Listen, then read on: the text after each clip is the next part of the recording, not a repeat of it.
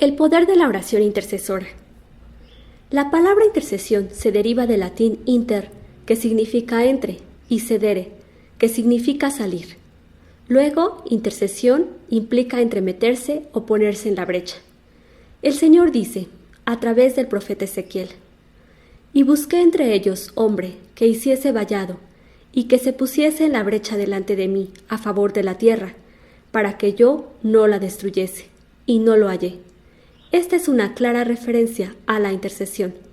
Teológicamente hablando, la intercesión son los ruegos de la persona que a la vista de Dios tiene el derecho de hacerlo para obtener misericordia por el que se encuentra en necesidad. En otras palabras, la intercesión es presentarse delante de Dios en oración a favor de otra persona. Por tanto, no es ejecutar una simple oración, sino luchar en oración. El poder de la oración. Es obvio que la oración ejerce una acción poderosa en el espíritu de quien la practica. Descargar ante el trono de Dios nuestras congojas, temores e inquietudes nos reporta la paz de Dios que excede a todo conocimiento. La confesión de nuestros pecados libera nuestra conciencia del sentimiento de culpa y sobre la base de la promesa de Dios nos infunde el gozo del perdón.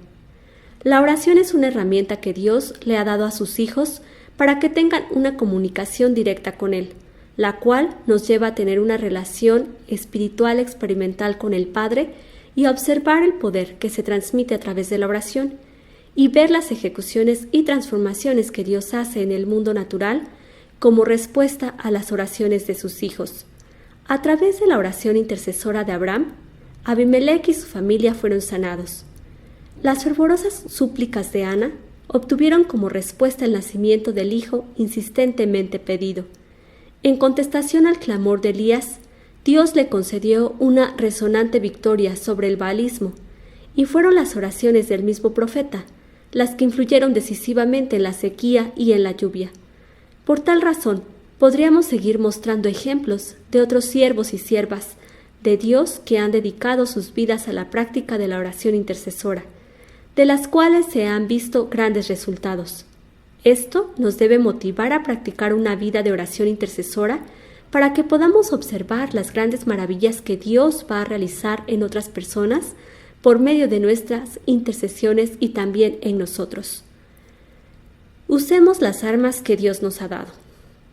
Separados de Dios, quedamos indefensos delante de Satanás, pero unidos a Dios no hay razón para temerle al diablo. En Efesios 6, Pablo nos indica no solo la armadura que debemos ponernos, sino las armas ofensivas, o sea, la espada del Espíritu que es la palabra de Dios y la oración en el Espíritu que debemos empujar. Demasiados siervos de Dios se han metido tanto en la guerra espiritual que han descuidado la armadura divina y han engrosado la lista de bajas en la lucha. Es necesario que tengamos presente la forma como debemos enfrentar a Satanás practicando una vida de oración intercesora. En primer lugar, digamos que primero por la sangre del Cordero.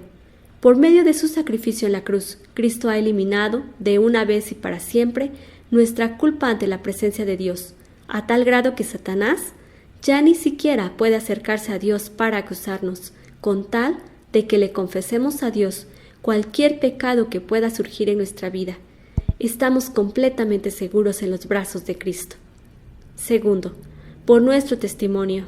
Contra la mentira del diablo podemos usar nuestro testimonio acerca del Señor Jesús, nuestra posición en el amado y quién va a vencer. En el Espíritu quien nos da poder para testificar y quien nos avisa al retirar su paz del corazón cuando algo necesita arreglarse en nuestra vida. Tercero, por nuestro compromiso hasta la muerte. Frente a las amenazas y los arreglos que propone el diablo, debemos abandonarnos a la voluntad de Dios, sea para vida o sea para muerte. Tal actitud deja a Satanás impotente. Paguemos el precio de un intercesor. La gracia de Dios es completamente gratuita, pero si queremos ministrar esta gracia a otros, esto tiene un precio. Morir a nuestra autosuficiencia. Tenemos que identificarnos totalmente con el objeto de nuestra intercesión, así como lo hicieron Moisés, Pablo y Cristo mismo.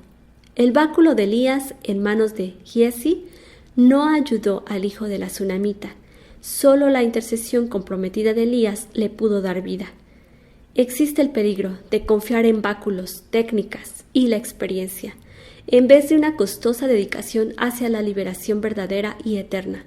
Es fundamental que el intercesor se comprometa con el objeto de su intercesión delante de Dios, porque en realidad el que intercede en oración a favor de otro está luchando en el mundo espiritual para buscar un beneficio en el mundo natural de parte de Dios para el bienestar de dicha persona.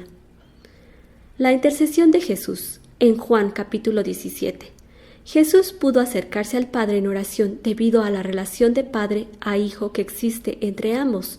Comenzó su plegaria con la palabra Padre, y la usó otras tantas veces en el transcurso de ella, como Padre Santo y Padre Justo. La hora, dijo el Señor, ha llegado. Había sobrevenido el momento de cumplir el plan divino de redención. Entonces Jesús oró: glorifica a tu Hijo. Esta petición de glorificación era para que el Padre lo sostuviera en medio del sufrimiento, que aceptara su sacrificio y que después lo resucitara y restaurara a su gloria inmaculada.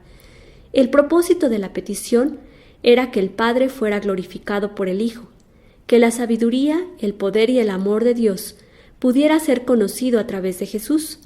La oración de Jesús a favor de sí mismo estaba basada en su obra terminada. Yo te he glorificado, lo que da por hecho su obediencia hasta la muerte. A pesar de que la cruz era futura, también era segura. Él repitió su petición de regresar a su gloria inmaculada con el Padre basado en la certeza de que terminaría su obra en la cruz. Intercesión de Jesús por los apóstoles. Jesús oró por sus discípulos antes de escogerlos, durante su ministerio en este pasaje y más tarde en el cielo. Esta oración de intercesión revela la preocupación y amor de Jesús por ellos. De acuerdo a esta declaración, podemos observar la autoridad que le daba Jesús a la oración intercesora, por lo cual es evidente que Jesús tuvo una relación constante con su Padre mientras estuvo en la tierra a través de la oración, y en la cual la intercesión a favor de otros siempre estuvo presente. La oración de Cristo fue hecha en particular a favor de los 11, aunque se aplica en todos los creyentes. En este punto, Él no estaba orando por el mundo lleno de hostilidad e incredulidad.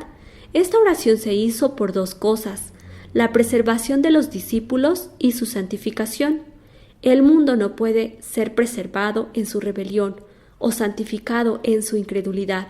Jesús hizo esta petición debido a que Dios es dueño de ellos por creación y elección.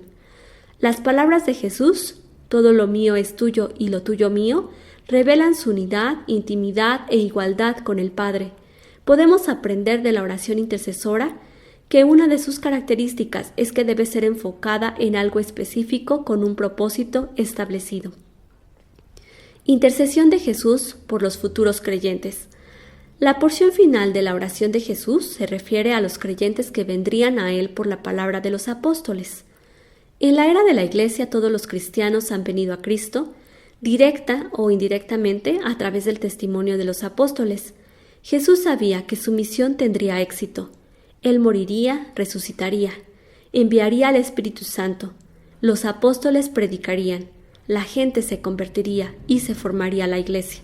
Así como cada sumo sacerdote de Israel presentaba los nombres de las tribus ante la presencia de Dios en el tabernáculo y en el templo, así Jesús, el gran sumo sacerdote, llevaría a los futuros creyentes a la santa presencia de su Padre Celestial.